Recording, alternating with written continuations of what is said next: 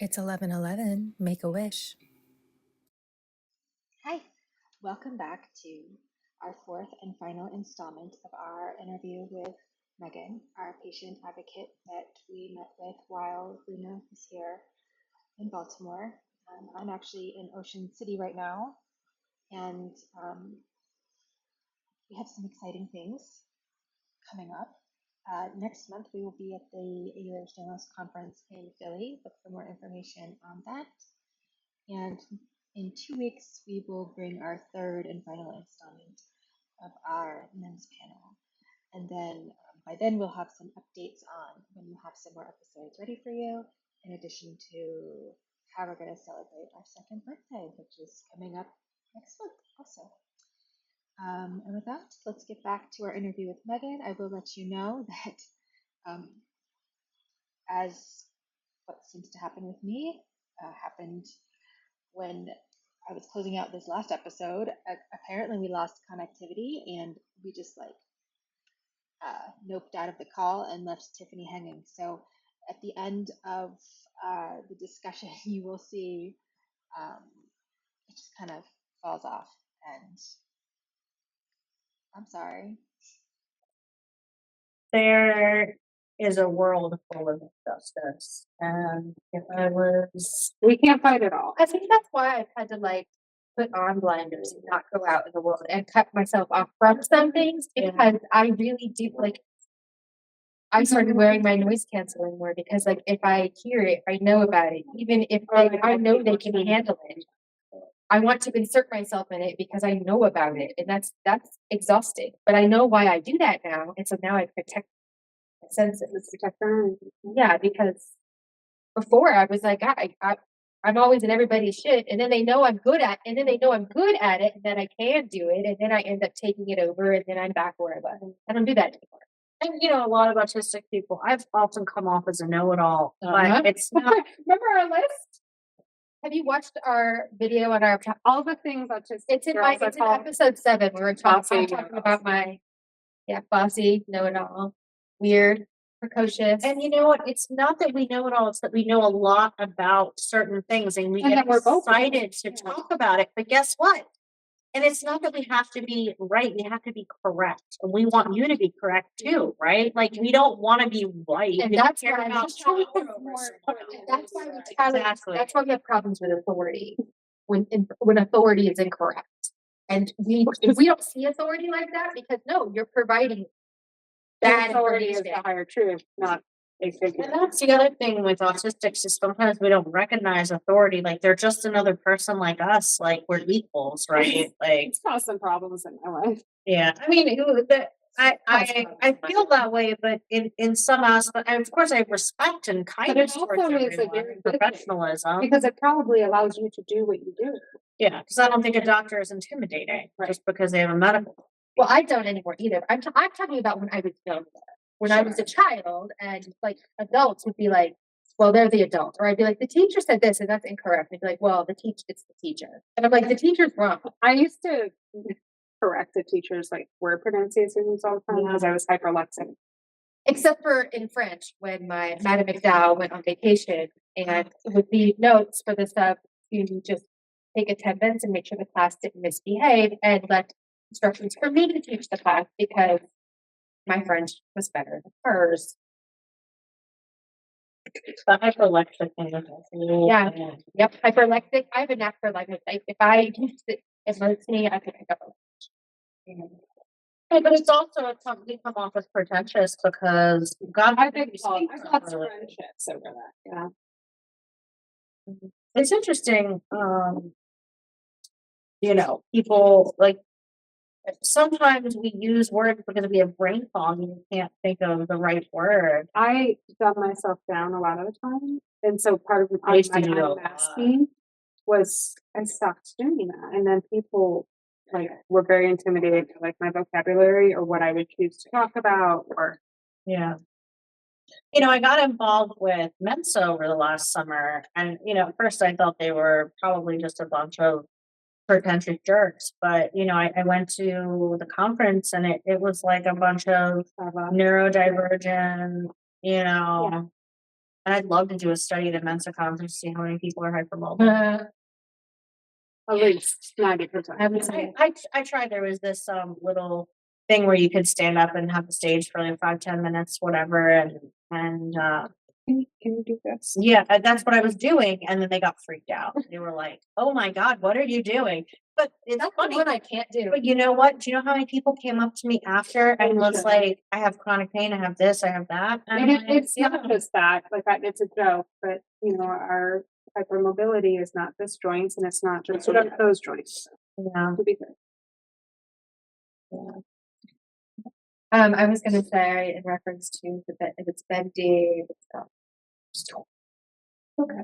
Yeah, it was just So I think we should probably wrap it up. Our escaping brains. yeah. What did we not touch on that you want to say, or is there like a really important thought here that you want to? Well,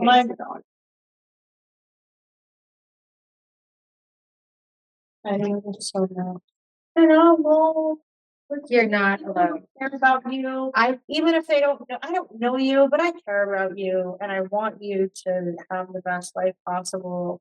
I don't know. It's really. I think that there are a lot of people who feel the way I do about helping understand those patients, and You said something very early on, and maybe before we were even recording, just the fact that there's a consortium of not just the EDS Society, but all these other organizations that are working together to create resources, drive the research, get funding, and fill in the gaps. So to me, just even knowing that that's happening, knowing that this criteria that we're thankful that came about in 2017, but have some criticisms on, and now the pediatric criticisms and all that, like knowing that, oh, we're going to update this again. It's okay. It's still moving. It's still growing. Knowing that there's still people behind the scenes in research, in the sciences that care, advocates at the systemic level. And there's so much hope. Like I can't even. If you think you've tried everything, haven't. Yeah, like you haven't I just in our own lives, just listening. And I will meet with anybody for free for a consultation. And sometimes my consultations are 5 minutes, and sometimes they're 3 hours. Like I mean, if I don't know, maybe I need better boundaries, but I think that there's people out there that really care about this patient population and will help you, like if you're setting like a gold standard for that like level of care and ability to provide those resources, and still you're able to make a living and take care of yourself. I'm trying my best, and that's all I can do, really, right? That's all. I mean, like I'm not going to pretend that I'm all healed. I have bad days, but my life is mostly worth living because I have a purpose of helping other people, and I have medical treatments that keep me from drowning. And I just don't see a lot of people drowning, and I think some of the people who are drowning the most think oh, if you're not a doctor, you can't help. Like I don't know. Like I feel like there's such a bias with patients sometimes against people who don't have formal medical degrees. I mean, I have enough freaking degrees to a lot of the changes that I've made in life didn't come from a medical side. Yeah. I'm just gonna leave it at that. You ladies are lovely, and I appreciate you spreading the word about all this stuff so much. And I hope I that appreciate you. And thank you for starting that group that I found so that I found you.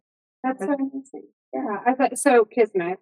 I really do think EDS patients have like this little lantern or light that helps us find each other. Yeah. And there's a reason why, and not to get, I'm not going to promise this, but like I struggle sometimes.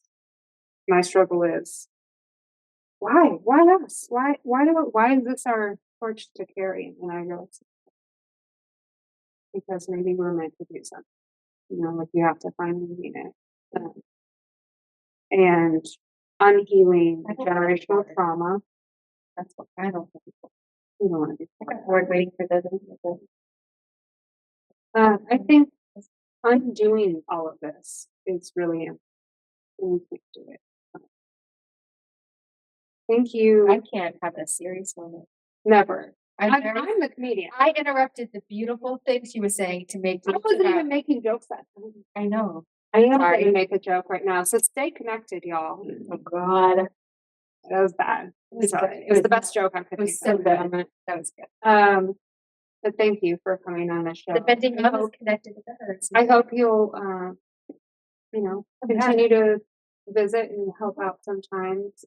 Thank you guys for listening because this show wouldn't exist without you engaging. So follow us. I will put links to the socials, those resources that we talked about, the directories and that sort of thing, and maybe even the Facebook groups. Sure, yeah. I mean, share whatever. Yeah. I don't have any secrets. Maybe I should. I don't I know, right? Maybe I shouldn't trauma dump. I don't know. There's a reason my family is not invited. And I keep looking at this. That's the camera. No, it's not. Hi, I'm No, sorry. it's not. No, Is it? this one. Is it this one? It's this one. Okay. And because that's been muted the whole time, which means the meat will never pick it up. Okay. But it's on. I It's know. recording video. No, it's not. But it's not recording video because we have such So tomorrow we'll mute. We'll just use this tomorrow. Well, tomorrow, We're gonna have time to prep. And this is Miss Ella. And this is Ella. And if the video of this looks shitty, then this is just going to be an audio episode. We'll deal. It's fine. I'm Because sure it of- sounds good. Oh, I'm sure it sounds great. And if it is just audio and that's all you're hearing, we look darn good today. I could be lying. I even took off my shirt earlier. I mean, you did. I did. You did. Yeah, that's a whole other episode. Oh, about the models that have EDS? Yes. Oh, yeah, that. Have you seen that newest commercial? It's for a perfume. And the chick's like in the dirt walking. No. And then she gets on the foot of the car and she's like, Clearly, I'm like, okay. not even trying. The hilarious thing is they show her off, like, and she's in heels walking on like the deserty sand. And then the next shot's where it's like this up. I'm like, yeah, because you can't film her trying to walk in heels on that sand. Anyhow, I thank you for maybe pushing a little hard today. Yeah, thank you. You too, Shell. I think we I pushed don't Shell know. more than before. I think. Good.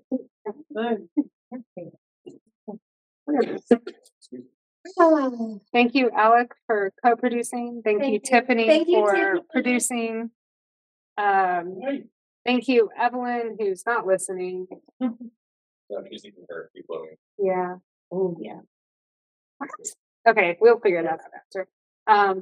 Have a great day, Z. Yeah. Bye. Every time. Bye. Bye, bitch. I had a question. Yeah. I don't know if you can even see. I've been like typing in the chat message so like I can like input things. No, we have not. And I like, realized I'm like, nothing y'all yet. probably didn't even. I haven't it's seen a probably too goddamn far. thing. Well, it's there. Okay. I'm really sorry if this has already been cut. Like if I didn't catch this part. So forgive me. Well, you're forgiven, babe. Advocacy, like what you do Mhm. versus what does my insurance call it? Patient care manager. Yeah.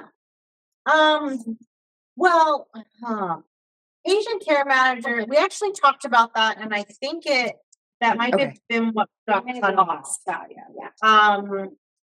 So what your insurance does is it makes sure you stay on your asthma medicine, and I mean their care managers through them will very rarely know anything to help you with EDS. They can probably help you understand what the basics of diabetes and stuff like that. I actually said that I did have one care manager once who went outside of her scope of practice to tell me that she thought I had chronic inflammatory response syndrome, and I do. I got tested for it after, but I wouldn't have known at all anything about that. It's very, very, very rare for a care manager to know about anything. But if you get one that happens to have EDS or happens to have the knowledge, it's just like anybody else. It's like rarely do doctors know about it, rarely do nurses, rarely do care managers. You know, it's just a luck of the draw there. Care managers don't advocate. I mean, they do some advocacy, but they're not. Their client is the insurance company. Yeah, exactly. Their client is the insurance company, and they're not going to guide you like an advocate would. Does that make Okay. sense? They're there to. It does. And I'm sorry that you already covered that. I just wanted to make sure it was like in the thing. It wasn't a good question when because you were on or when you were. And again, I think we should go over some of the parts that we did earlier before, because I think We had good. we just have to remember, because we used our spoons. So We used our spoons and we stirred coffee with our spoons and then we threw them out. I don't know what happened. I feel like my energy was really good initially, And then I got cold. and I had a glass of wine thinking we were almost done. And And then I pop out. I'm like, hey, let's keep it going. Woo. Okay, I just wanted to make sure, because the only reason I ask is because I have, for the last few years, been getting mail from my insurance company and phone calls, like to the level where it's very annoying. harassing. Sometimes they want to steal your information. Like, I know this sounds weird, but there was a program similar to that used to deny care for some patients, and not in this aspect in Ehlers-Danlos, but you know, some of them are really helpful, and some of them, it depends who's hiring it. Would you have Care First Blue Cross Blue Shield? Yep. Yeah, their care management is generally good, but it's like, what do you need help with specifically? I've been just on my own, so I haven't like solicited that or been like, hey, do you think you have somebody? They've just been like, hey, do you know that we have a case manager that would love to talk to you and help you make doctor's appointments and blah blah blah. And I've been ignoring it because I'm like, I don't particularly trust you, number one, because it's from the insurance company. Yeah. And honestly, I was like, for some reason. I honestly, like, I can't get doctors that go to medical school to understand the issues that I have. I have very little confidence that someone that probably just started a month ago is going to be more knowledgeable or helpful. And I feel like it's just going to be another thing to tax my energy and time, and the payoff will not be worth it.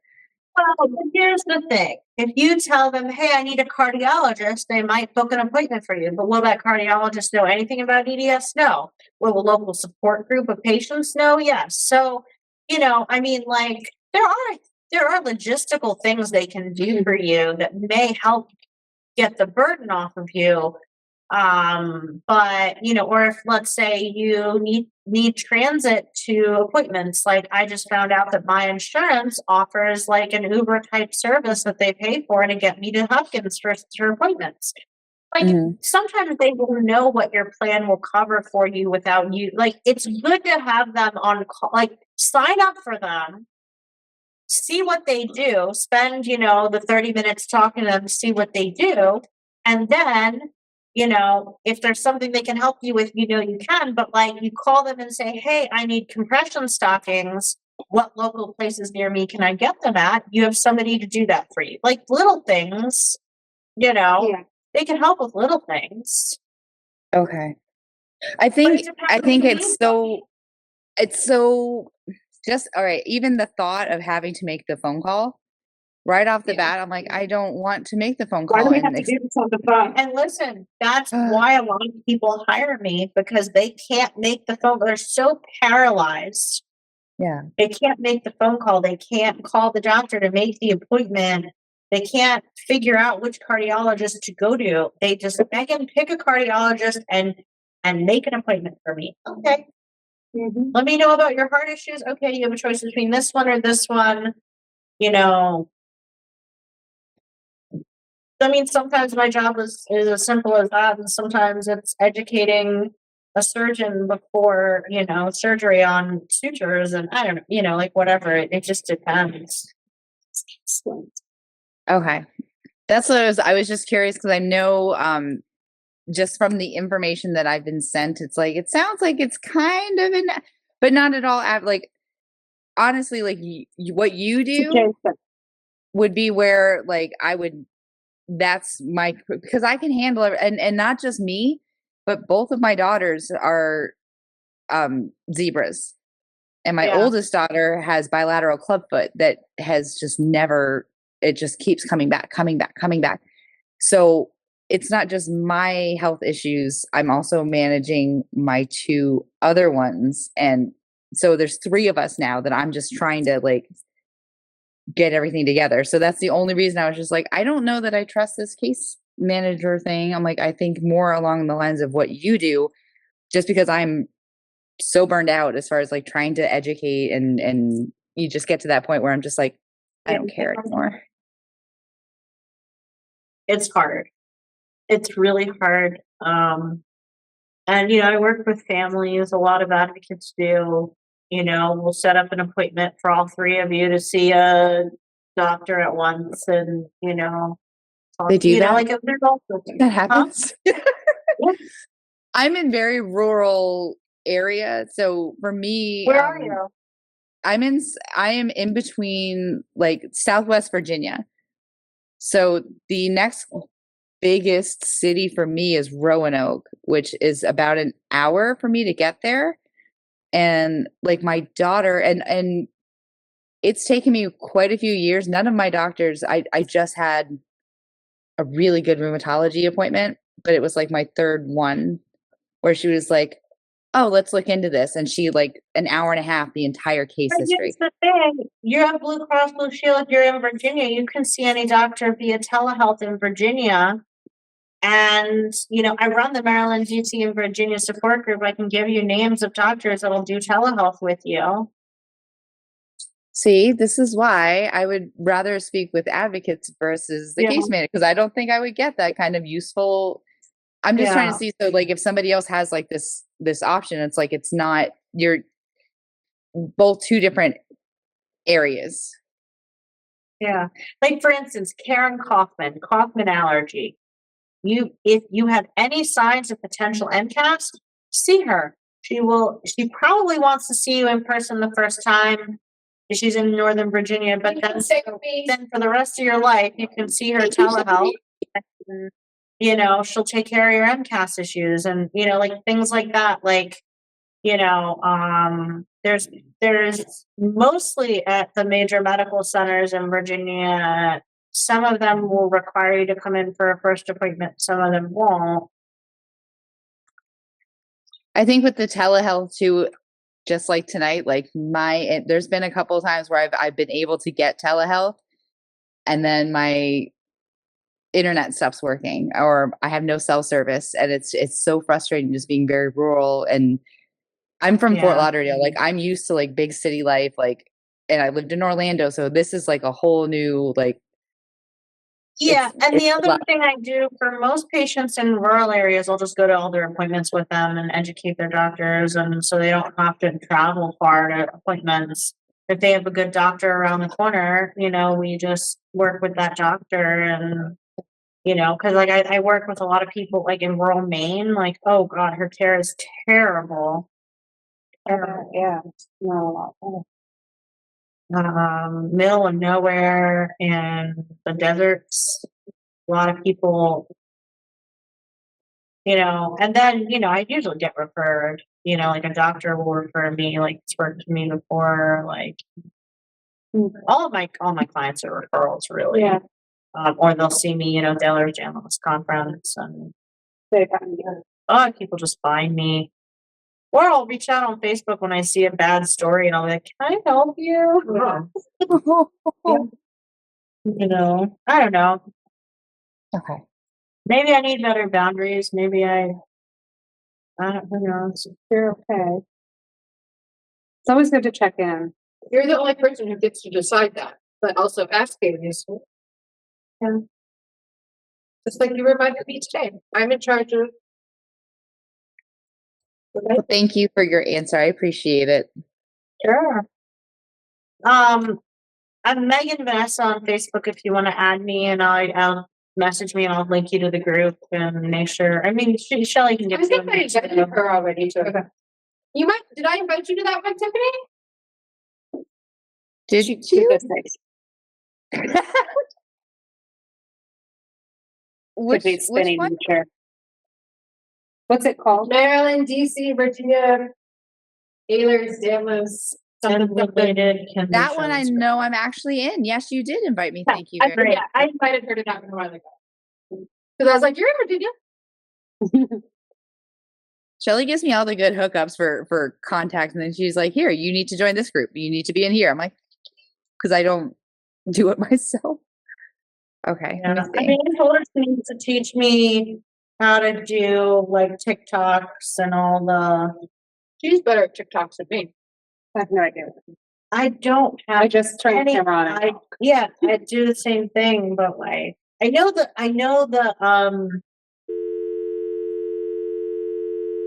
See you in 2 weeks. Bye.